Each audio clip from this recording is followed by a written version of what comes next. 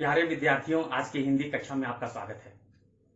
आज हम पढ़ेंगे बाल महाभारत के अंतर्गत पाठ 6 भीम। इससे पहले हम पाठ 5 में कुंती के विषय में पढ़ चुके हैं। आज कुंती पुत्र भीम के विषय में पढ़ेंगे। जैसा कि मैं आपको बतला चुका हूं कि महाराज पांडु की मृत्यु के बाद और माद्री के सती हो जाने के बाद कुंती अपने 5 पुत्रों को लेकर हस्तिनापुर आ गई। हस्तिनापुर में पहले से कौरव 100 भाई थे। कौरव 100 भाइयों में सबसे ज्येष्ठ दुर्योधन, उसके बाद दुशासन और बाकी उसके 98 और भाई थे। जब यहाँ पांडव पहुंच गए हस्तिनापुर में तो कृपाचार्य के देखरेख में वे शस्त्र विद्या सीखने लगे। पांडव बड़े ही सुशील और सरल स्वभाव के थे। उसके विपरीत दुर्योधन कपटी स्वभाव का, प्रपंची स्वभाव का था।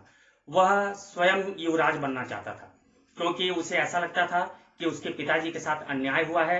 उसके पिताजी धृतराष्ट्र को ही महाराज बनना था, लेकिन धृतराष्ट्र राजा इसलिए नहीं बन पाए क्योंकि वह जन्मांध थे, इसलिए उनके छोटे भाई पांडु को राजा बनाया गया था।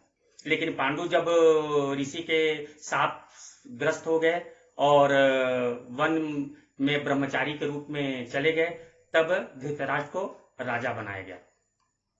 इस तरह दुर्योधन यह चाहता था कि मैं युवराज बनूं और पिता के बाद महाराज बनूं, हस्तिनापुर का सम्राट बनूं। लेकिन नियमानुसार हस्तिनापुर का युवराज युधिष्ठिर को बनाया जाना था क्योंकि पांडु हस्तिनापुर के सम्राट रहे। तो मन में पांडवों के प्रति जलन रखता था दुर्योधन और उन्हें हमेशा नीचा दिखाने का, उन्हें परेशान करने का उपाय खोजता रहता था। लेकिन पांडवों में सबसे बलशाली भीम थे। भीम में कई हाथियों का बल था, ऐसा माना जाता है।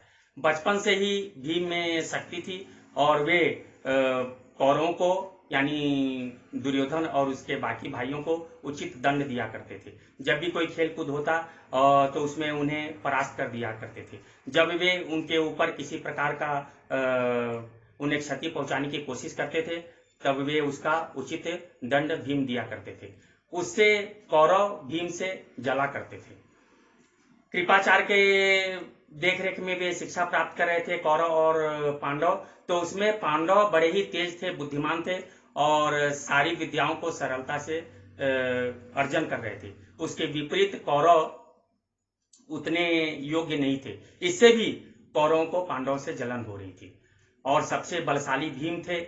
इसलिए दुर्योधन और उसके भाइयों ने यह सोचा कि भीम को यदि हम गंगा में प्रवाहित कर देते हैं, उसे मार देते हैं, तो बाकी उसके 4 भाइयों को हम आसानी से कैद कर सकते हैं, बंदी बना सकते हैं। तो उन लोगों ने एक योजना बनाई और जल क्रीड़ा का न्योता पांडवों को दिया। जल क्रीड़ा मतलब जल में खेल कूद, यानी गंगा नदी में नौका विहार करना, गंगा में स्नान करना, तैरना, विभिन्न प्रकार के जल संबंधी क्रीड़ाओं को करना, इसे कहते हैं जल क्रीड़ा। तो इसका प्रबंध कौरवों ने किया और पांडवों को न्योता दिया। उस जल क्रीड़ा में पांडव यानी 5 भाई वहां पहुंचे। फिर जल क्रीड़ा के उपरांत भोजन की व्यवस्था थी। उस भोजन में विष यानी जहर मिलाकर दुर्योधन ने भीम को खिला दिया। भीम विष के प्रभाव से अचेत हो गए। तब दुर्योधन उसके भाइयों ने लताओं से भीम के हाथ पैर को बांधा और गंगा नदी में प्रवाहित कर दिया और बड़े खुश हो गए कि भीम मर गया, अब बाकी उसके 4 भाइयों को हम बंदी बना लेंगे। इधर 4 भाई उठे, उन्होंने देखा भीम नहीं है तो भीम की खोज की, भीम कहीं मिले नहीं। तब वे उदास होकर राजमहल लौट आए। इधर भीम गंगा नदी में बहते चले जा रहे थे, तब नागों ने उन्हें डस लिया। कहा जाता है कि विष के प्रभाव को दूर करने के लिए विष ही औषधि के रूप में काम आता है। तो इस तरह नागों के डसे जाने के कारण भीम के अंदर जो विष था, जहर था, वह समन हो गया, वो उसका नाश हो गया, विष उतर गया और भीम सकुशल गंगा से बाहर निकल आए और राजमहल पहुंच गए। भीम को देखकर पांडव और उनकी माता कुंती प्रसन्न हुई। भीम ने सारी कथाएं समझाई, सारी बातें बतलाई।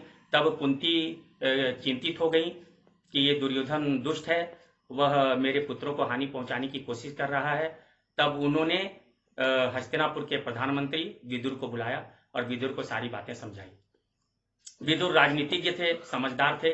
उन्होंने कुंती को समझाया कि इस बात को तुम छिपा कर रखो, इस बात को प्रकट मत करो। अगर तुम प्रकट करोगी तो दुर्योधन को पता चलेगा, धृतराष्ट्र को पता चलेगा और दुर्योधन और जलेगा और हानि पहुंचाने की कोशिश करेगा। इधर भीम अपने द्वारा इस तरह छल किए जाने के कारण बड़े क्रोधित थे।